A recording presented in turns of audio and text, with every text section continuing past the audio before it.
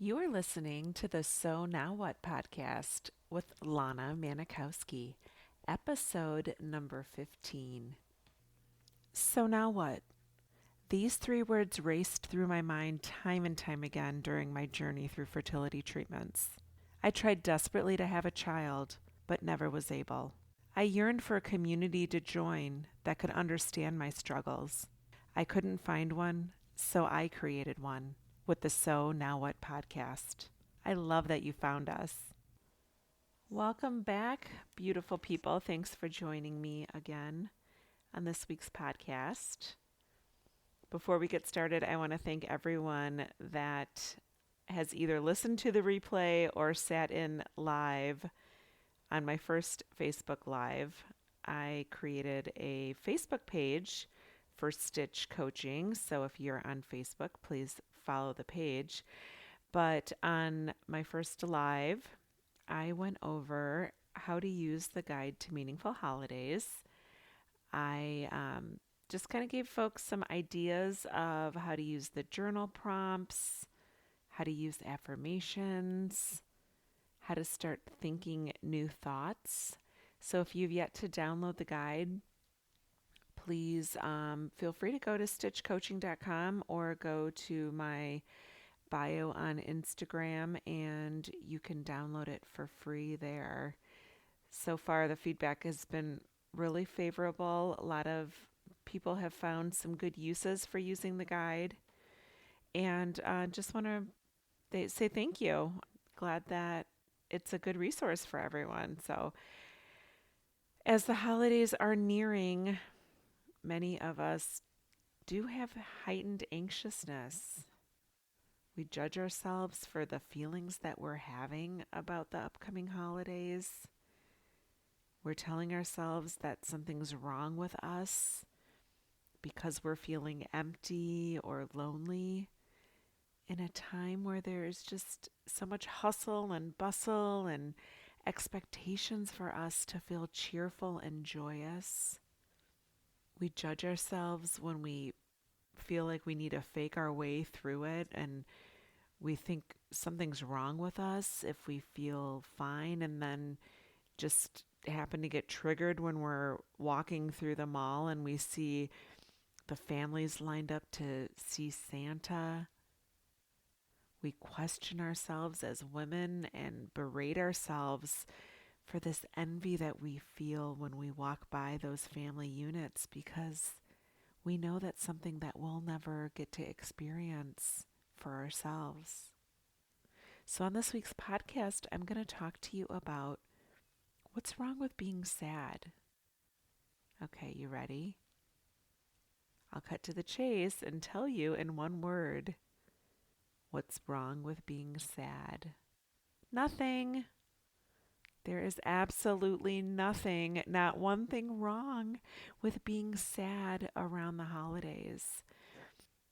Yet somehow we have this level of discomfort with feeling sadness. And I know I get it.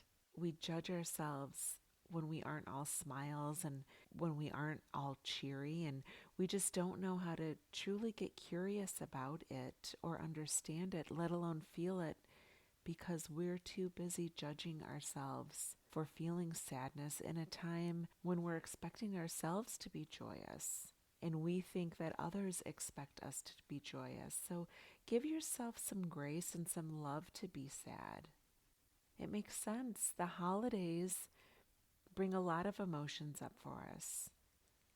It's one more year that we didn't get pregnant, one more year that we don't have a child to help write a letter to Santa or dress them up to go stand in that line at the mall and sit on Santa's lap.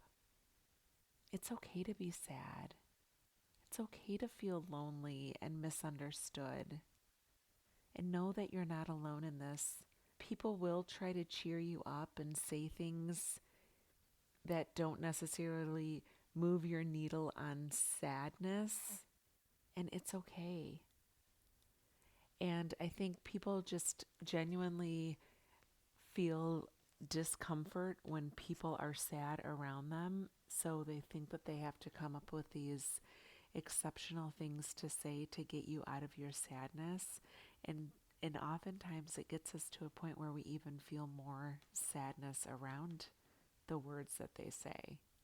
I was working with one of my clients this week that's been having a lot of judgment for herself around how she's feeling about the holidays. And she shared her sadness with one of her girlfriends who was trying to, I think, make her feel better. Her friend said when she was talking about how she was, really dreading the upcoming holidays and just really not looking forward to them, her friend was basically telling her not to forget why we celebrate Christmas, that it has nothing to do with having a child and writing letters to Santa or Christmas shopping or sitting on Santa's lap, but it's a celebration of the birth of Christ, and that she should really stop focusing so much on the fact that she's sad about being childless. So we got to talking about this in our session, and when we got to the nitty gritty of what was going on with those words that were said to her, we identified that she was thinking that she should be handling this differently. And when she's thinking that she should be handling it differently, she's feeling embarrassed. And from a feeling of embarrassment, she's downplaying her feelings, she's clamming up, she's judging herself, and she's not letting herself feel her feelings. So as long as she's thinking I should be handling this differently and feeling embarrassed, she doesn't handle or confront her feelings.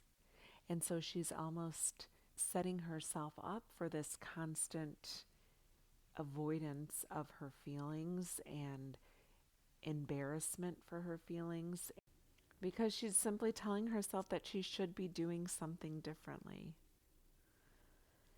And if you are a client of mine or know about the way that I practice in my coaching practice, you know that you are always in control of how you want to think and how you want to feel. And people can say whatever the hell they want, and it may be from a place of empathy or not, or they may say something that's really heartless and comes off very hurtful to you, but regardless of what words are said to you, you always have control of how you interpret the words that are said to you. So as we continued on in our session, we really worked through some alternative thoughts that she could have. Instead of thinking I should be handling this differently, we decided that a better thought would be, I'm doing the best that I can. And when she's thinking the thought, I'm doing the best that I can, she's feeling so much more compassion for herself. So she's feeling compassionate. And from a sense of a feeling of compassion, she can then just get curious about why those words are bothering her, not judge herself. And so when she's getting curious and not judging herself, she's truly putting herself and her needs first. So it's just the opportunity we have to just evaluate the thoughts that we come up with in our mind and just get curious about the thought and play a little bit with deciding, is that a thought that's useful to me? Is that thought creating the feelings that I want to have on a daily basis? Because as long as you give your opportunity to think and feel to somebody else for words that come out of their mouth, you're always going to be held hostage by others and not taking control of the life and the feelings and the emotions that come along with we being humans. So when it comes to the holidays, and if you find yourself feeling sad, feel sad. There's absolutely nothing wrong with being sad, because if we don't feel sadness, we never find joy. And life is 50-50, folks.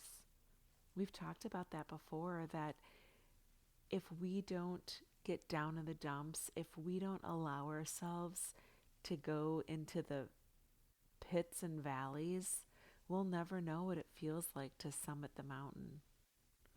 So as we get closer and closer to what I call a date on the calendar, so it could be a birthday, it could be Christmas, it could be New Year's, there's just this number that falls on a calendar that we give so much power to how we think we should feel, or what we should be accomplishing on this date, or what we should have achieved by this date. And all it is numbers on a calendar. So if you want to feel sad, God bless you. Go feel sad. If you want to feel sad half the day and decide that you want to crawl out of your covers and just appear and just show up, do that too. But there's absolutely no one who should have expectations for how you feel and how you show up more than you.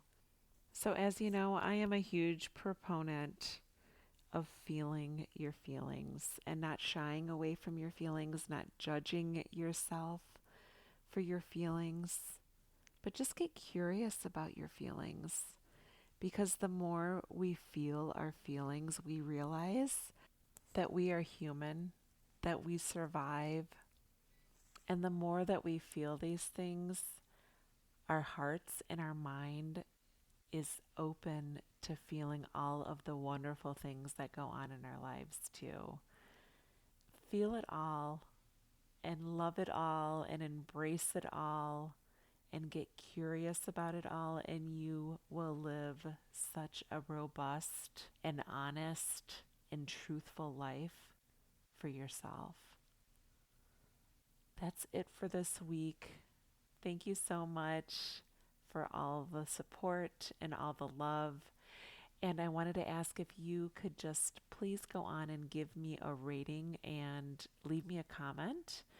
If you know anything about technology and rankings these days, the more commentary and the more involvement I have from the community, the more my podcast will show up when people are searching for a community like ours.